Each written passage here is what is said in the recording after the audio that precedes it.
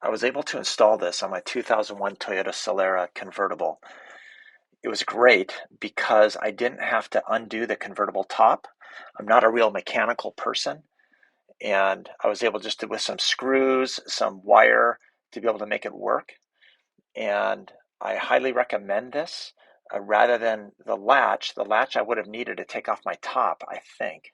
So you can look at my video, and some of the language, I'm not even sure what these parts are called, but I got it to work, and it's great.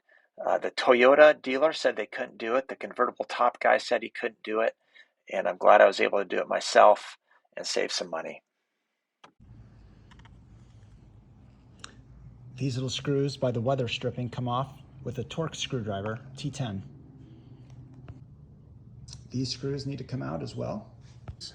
All of these screws will have to come off to get off this plastic piece.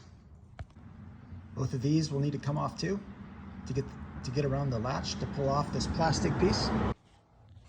This is a little bit tricky to get out this piece because there's a notch on the top right there. So you kind of play with it to get it out once everything else is loosened. I have to unscrew these screws to loosen this up to be able to get into the latch mechanism there. I have to take off this, the black top, just to get a better view of in there, and then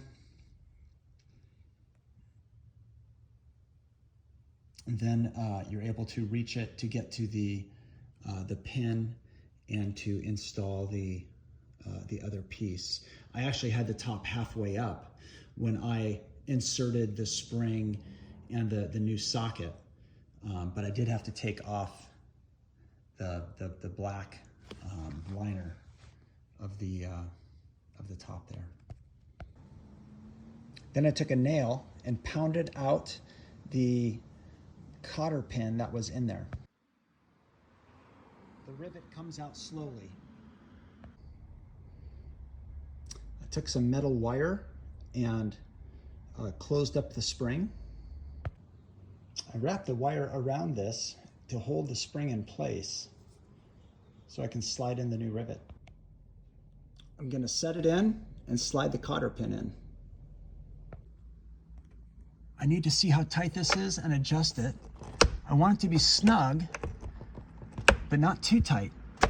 That's how I stripped my last one. I made it too tight as it got loose. I'm going to try that.